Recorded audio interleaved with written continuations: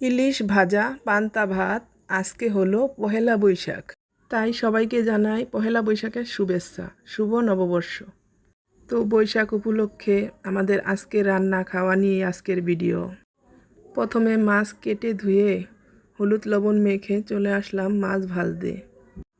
আর যে কোনো বিশেষ দিনে বিশেষ মানুষদের কথা বেশি মনে পড়ে, বিশেষ করে দুজনের কথা বেশি মনে পড়তেছে আজকে। সেটা হলো আমার ছোট ছেলে আর ছেলের বাবা।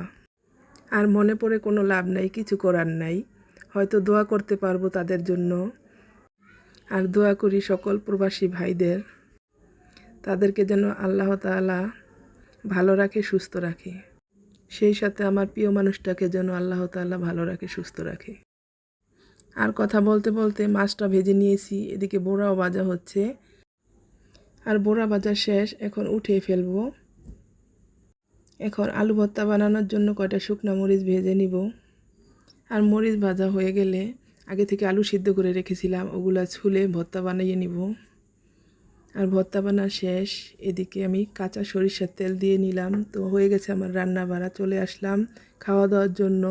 আর সব শেষে একটা কথাই বলবো, নতুন বছর সবার ভালো কাটুক, সুন্দর কাটুক, আর সবাইকে আল্লাহ তাআলা সুস্থ রাখুক, এই দোয়াই করি। আল্লাহ হাফেজ।